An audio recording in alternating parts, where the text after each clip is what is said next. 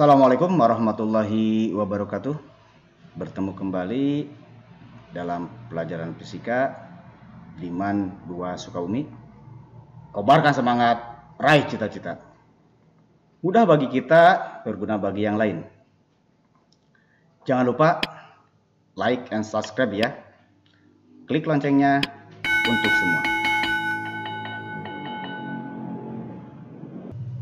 Baiklah. Hari ini kita akan membahas tentang kapasitor dan energi kapasitor. Materi yang telah Bapak berikan itu bisa dilihat di channel YouTube dengan akun Joharulinur.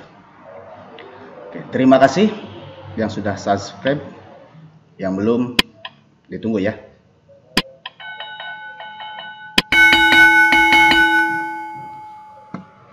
Oke. Sekarang nih kapasitor. Apa itu kapasitor? Kapasitor atau kondensator adalah alat atau komponen yang mampu menyimpan muatan listrik.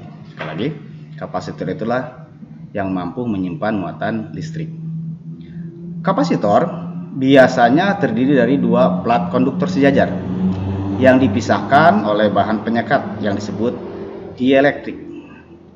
Di sini ada beberapa jenis kapasitor. Jadi Bapak mengambil hanya beberapa saja. Yang sini misalkan ada yang dinamakan dengan kapasitor keramik. Ini modelnya. Ada yang dinamakan dengan kapasitor polyester, kapasitor kertas, kapasitor mika, kapasitor elektrolit. Nah, biasanya yang elektrolit ini yang biasa digunakan atau elko. Ada kapasitor tantalum.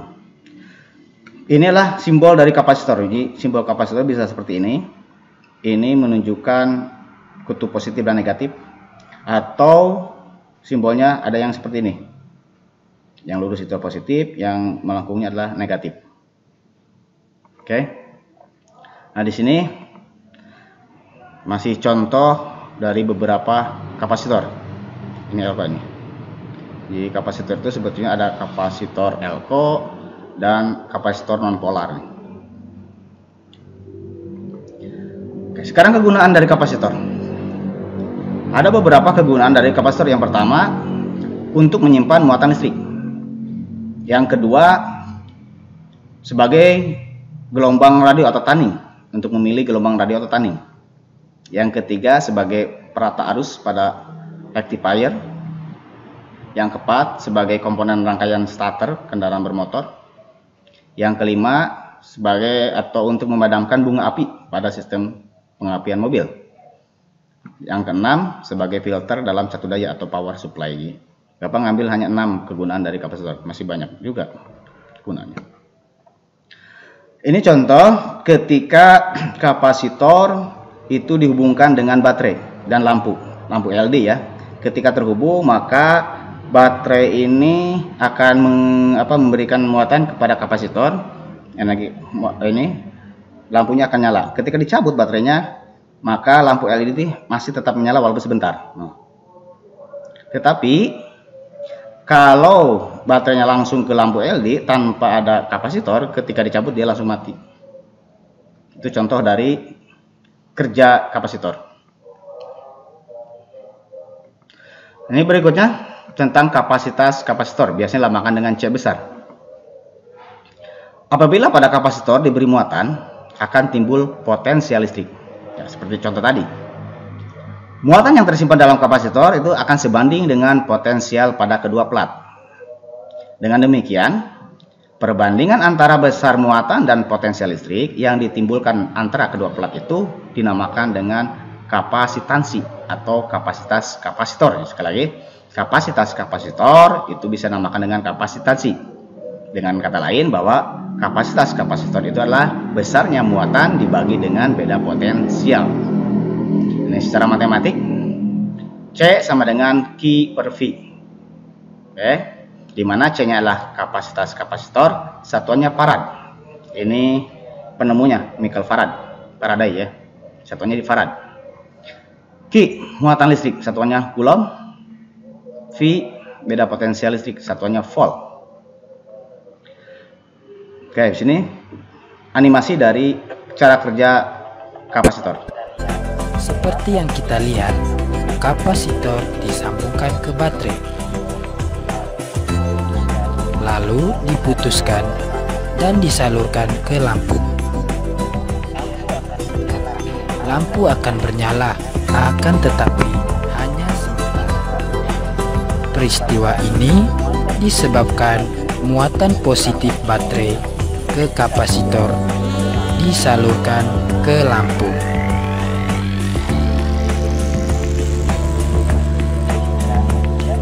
Sehingga ia menghasilkan energi. Berikutnya ini kapasitor keping sejajar. Kapasitor keping sejajar itu terdiri dari dua keping logam seluas A yang terpisah pada jarak D.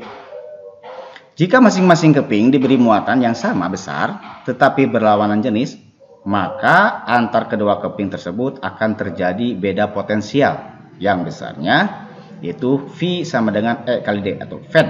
Ingat, beda potensial itu sama dengan berat medan dikalikan dengan jarak. Di mana E itu sendiri untuk ruang hampa itu besarnya Q per epsilon 0 kali A. Jadi kapasitas kapasitor keping sejajar itu besarnya bisa dituliskan dengan C sama dengan epsilon 0 kali A dibagi D. Ini dari mana C-nya itu? Bahwa C tadi konsepnya Q per V. V-nya kita ganti dengan E kali D, E-nya kita ganti dengan Q per epsilon 0 kali A. Jadi maka C didapat sama dengan epsilon 0 kali A dibagi D. Ini untuk keping sejajar. Jika di antara keping kapasitor disisipkan bahan penyekat yang memiliki konstanta dielektrik, biasa dilambangkan dengan K, ini K inilah konstanta dielektrik. Maka besar kapasitor yang tadi itu bisa menjadi C sama dengan K kali epsilon 0 kali A dibagi D. Jadi tinggal dimasukkan K-nya saja. Oke, di mana C-nya lah kapasitas kapasitor, satuannya farad, K-nya konstanta dielektrik, epsilon adalah permitivitas ruang hampa, ini di ruang hampa. Yang besarnya itu adalah 8,85 kali 10 pangkat negatif 12 Coulomb kuadrat per Newton di meter kuadrat. A-nya luas penampang keping, satuannya meter pangkat 2. D jarak antar keping, satuannya meter. Oke, ini contoh. Misalkan di sini kapasitor keping sejajar dengan luas penampang masing-masing keping adalah 50 cm pangkat 2 tanpa bahan pengisi atau berisi udara. Jarak antar keping adalah 2 cm dan kedua keping diberi beda potensial 120 volt. Jika epsilon 0-nya itu 8,85 kali 10 pangkat negatif 12 Coulomb kuadrat per Newton meter kuadrat dan konstanta dielektriknya adalah 1, tentukan A. Kapasitas kapasitor, B. Muatan yang tersimpan dalam kapasitor, C. Kuat medan listrik antar kedua keping. Maka dalam penyelesaiannya, oke, kita tulis dulu yang diketahuinya. Di sini A luasnya adalah 50 cm pangkat 2. Di sini cm kita konversi ke meter. Maka 50 cm pangkat 2 itu besarnya akan sama juga dengan 50 kali 10 pangkat negatif 4 meter pangkat 2. Kemudian D-nya 2 cm. 2 cm sama juga dengan 2 kali 10 pangkat negatif 2 meter. Voltasenya 120 volt. Terus E-nya, epsilon 0-nya 8,85 kali 10 pangkat negatif 12 Coulomb kuadrat per Newton kali meter pangkat 2. K-nya 1. Nah, ditanyakannya A itu C. Tadi itu kapasitor berarti C. B-nya muatan yang tersimpan berarti Q. C-nya kuat medan listrik berarti E. Oke. Oke, untuk A nih, kapasitas kapasitornya. Maka besarnya kapasitas kapasitor sesuai dengan persamaan tadi bahwa C sama dengan K kali epsilon 0 kali A dibagi D.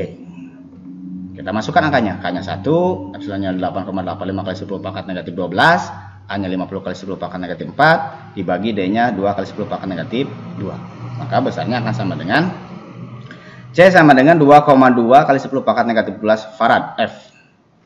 Di sini ada 10 pangkat negatif 12. 10 pangkat negatif 12 ini ada nama lain, namanya itulah pico. Jadi C sama dengan 2,2 kali 10 pangkat negatif 12 farad itu bisa dituliskan menjadi 2,2 pico farad. Sekali lagi pico itu berarti angkanya 10 pangkat negatif 12. Oke, kemudian yang B ini, muatan yang tersimpan dalam kapasitor. Ingat, Q sama dengan C kali V. Maka C-nya tadi itu 2,2 kali 10 pangkat negatif 12, V-nya 120. Kita kalikan, maka didapat 264 kali 10 pangkat negatif 12 Coulomb. Ingat, 10 pangkat negatif 12 sama dengan Pico. Jadi, muatan yang tersimpan sama juga dengan 264 Pico Coulomb. Oke, yang C-nya kuat medan listrik antar kedua keping. Ingat tadi itu bahwa V sama dengan E kali D atau E sama dengan V per D.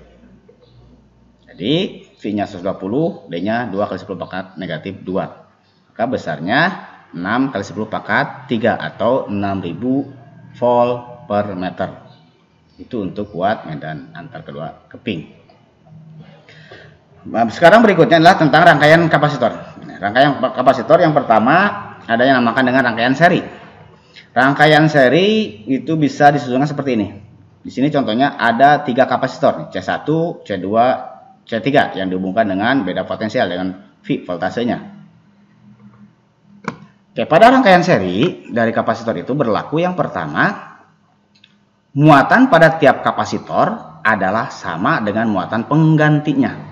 Kalau dituliskan bahwa QS muatan pengganti serinya itu akan sama nilainya dengan muatan di tiap keping kapasitor. Jadi QS sama dengan Q1 sama juga dengan Q2 sama dengan Q3. Ini karena ada 3 ya. Yang kedua, beda potensial pada ujung kapasitor pengganti itu sama dengan jumlah beda potensial ujung tiap kapasitor. Berarti ini adalah penjumlahan. Jadi di sini beda potensial pada kapasitor seri itu besarnya akan sama dengan penjumlahan dari beda potensial kapasitor 1 ditambah beda potensial kapasitor 2 tambah beda potensial dari kapasitor 3. Oke, yang ketiga, di sini kapasitas kapasitor penggantinya. Bagaimana kapasitas kapasitornya? Dari rangkaian tadi yang ini, maka kita sederhanakan lagi. Asalnya 3C, C-nya ada 3 maksudnya. Maka kalau kita sederhanakan jadi 1. Artinya ini sini CS. CS itulah kapasitor pengganti dari seri atau gabungannya. Ini gabungannya. Jadi CS ini gabungan dari C1, C2 dan C3. Maka besarnya untuk rangkaian seri itu 1 per CS sama juga dengan 1 per C1 ditambah 1 per C2 ditambah 1 per C3. Yang B ini sekarang rangkaian paralel. Tadi seri, sekarang paralel. Oke, susunan seperti ini kalau paralel. Di sini ada C1, C2, C3. Di sini adalah voltasenya. Oke, pada rangkaian paralel dari kapasitor itu berlaku yang pertama, muatan kapasitor pengganti sama dengan jumlah tiap-tiap kapasitor. Ini berbeda dengan yang tadi yang seri ya. Sekarang nih, QP artinya muatan dari pengganti paralel itu besarnya sama dengan penjumlahan dari muatan tiap kapasitor. Berarti sama dengan Q1 tambah Q2 plus Q3 ya. Kalau ada 3 nih, sorry, kurang 1. Yang kedua, beda potensial tiap kapasitor sama dengan potensial sumbernya. Nah, sini berarti V-nya. Berarti V di paralel itu sama juga dengan P di kapasitor 1 sama juga dengan V di kapasitor 2 sama juga dengan V di kapasitor 3 kurang 1. Sekarang kapasitas kapasitor pengganti untuk paralel dari rangkaian tadi di sini, maka kita gabungkan kapasitornya menjadi ini, jadi CP. CP itu artinya kapasitor pengganti untuk paralel. Cara menghitungnya ini tinggal menjumlahkan saja. Berarti CP itu kapasitor pengganti paralel itu nilainya akan sama juga dengan C1 tambah C2 tambah C3. Ini kurang 1. Nah, yang ketiga nih rangkaian kapasitor gabungan. Ini kalau gabungan berarti menggabungkan dari rangkaian seri dengan rangkaian paralel ya. Ini contoh misalkan ya. Tentukan kapasitas pengganti antara A dan B pada rangkaian kapasitor berikut. Ini ada sebuah rangkaian. Di sini titik A, ini B-nya, di mana di antara titik A dan B itu ada 3 kapasitor. Yang pertama ini C1-nya 10 mikrofarad, C2-nya ini 10 mikrofarad juga, dan C3-nya 10 mikrofarad. Nah, bagaimana kapasitas penggantinya? Oke, penyelesaiannya nih dari soal tadi nih, rangkaian dari soal tadi nih, maka kita buat gabungannya atau sederhananya. Yang pertama, C1 dengan C2. C1 dengan C2 kalau digabungkan menjadi CS. Kenapa? Karena di sini seri susunannya. Seri CS. Nah, untuk menghitung CS itu besarnya sama juga dengan 1 per CS sama dengan 1 per C1 ditambah 1 per C2. 1 per C1 itu adalah 10, C1-nya berarti 1 per CS sama dengan 1 per 10 tambah 1 per 10. Maka 1 per CS sama dengan 2 per 10. Yang kita cari CS-nya. Nah, CS-nya sama dengan 10 dibagi 2 dibalik, jadi 5 mikrofarad. Jadi di sini kapasitas pengganti untuk serinya lah 5 mikrofarad. Kemudian di sini, nah ini ada 2 kapasitor, maka kita gabungkan lagi menjadi CP. Kapasitas pengganti paralel. Paralel itu gabungan dari CS dengan C3. Nah, nilainya tinggal dijumlahkan saja, maka CP itu penjumlahan dari CS ditambah C3. Nah, nilainya ini CS-nya 5, C3-nya 10, berarti 5 tambah 10 15 mikrofarad. Maka nilai dari CP inilah yang ditanyakan dari soal. Sekali lagi, nilai dari CP inilah nilai yang ditanyakan dari soal ini. Kalau kita simpulkan bahwa kapasitas pengganti antara titik A dan B pada rangkaian kapasitor di atas itu nilainya akan sama dengan kapasitas pengganti paralel, yaitu 15 mikrofarad. Oke, yang berikutnya nih, materi yang berikutnya adalah tentang energi kapasitor. Kapasitor mempunyai kemampuan menyimpan energi listrik. Energi tersebut disimpan dalam medan listrik di antara plat-platnya. Banyaknya energi yang tersimpan dalam kapasitor tergantung pada besar muatan dan tegangan kapasitor. Nah, dengan demikian, apabila kapasitor dimuati dengan muatan listrik, maka di dalamnya tersimpan energi potensial listrik yang besarnya sama dengan usaha atau W yang diperlukan untuk memuati kapasitor tersebut. Oke, besarnya energi yang tersimpan dalam kapasitor atau energi potensialnya itu bisa dituliskan dengan W sama dengan setengah Q kali V, di mana Q-nya itu sendiri C kali V. Jadi persamaan W sama dengan setengah Q kali V itu bisa dituliskan lagi menjadi W sama dengan setengah C kali V kuadrat. Karena di sini Q-nya sama dengan C kali V ya. Kemudian ada penjelasan lain bahwa V itu sendiri adalah Q per C. Nah, persamaan ini juga bisa dituliskan lagi menjadi W sama dengan setengah dikalikan Q kuadrat dibagi C. Jadi untuk energi yang tersimpan dalam kapasitor atau energi potensialnya itu bisa ada tiganya, bisa W sama dengan setengah Q kali V, bisa setengah C kali V kuadrat, bisa setengah kali Q kuadrat per C. Di mana W itulah energi yang tersimpan dalam kapasitor, satuannya adalah Joule. Oke, contohnya ini. Tentukan besarnya energi yang tersimpan dalam rangkaian berikut. Nah, misalkan di sini ada buah rangkaian. Ini ada 5 kapasitor yang terhubung dengan beda potensial. Oke, untuk menyelesaikan itu, rangkaian yang pertama, nih rangkaian ini adalah rangkaian paralel. Maka kita hitung kapasitas penggantinya. Oke, maka untuk paralel nih, Bapak anggap CP1 artinya paralel untuk rangkaian yang pertama ini, itu besarnya tinggal dijumlahkan saja. 4 ditambah 4 tambah 4, jadi 12 farad. Yang kedua, rangkaian kedua ini juga sama paralel. Maka untuk CP2, pengganti yang kedua ini ya maksudnya, tinggal menjumlahkan 4 tambah 2, 6. Di sini sudah tergabung, ini juga sudah tergabung, maka ketika sudah tergabung itu akan jadi seri. Ya, jadi kapasitor pengganti total berarti sini tadi sudah digabung, ini juga sudah digabung, berarti jadi seri. Maka 1 per CS itu sama dengan 1 per CP1 yang ini ditambah 1 per CP2 yang ini. Sama dengan 1 per 12 tambah 1 per 6 sama dengan 3 per 12, itu masih 1 per CS. Maka CS itu sendiri tinggal dibalik, 12 dibagi 3 sama dengan 4 farad. Nah, sekarang yang ditanyakan apa? Energi atau energi potensialnya. Potensialnya itu besarnya setengah CV kuadrat. Di setengah C-nya kita masukkan 4, V-nya kita masukkan 12 pangkat 2. Maka besar jadi 288 Joule. Sekali lagi, energi yang tersimpan dalam rangkaian tadi itu besarnya 288 Joule. Demikianlah pembelajaran hari ini. Semoga pembelajarannya ini bermanfaat. Jangan lupa jaga kesehatan dan tetap semangat belajar. Terima kasih. Assalamualaikum warahmatullahi wabarakatuh.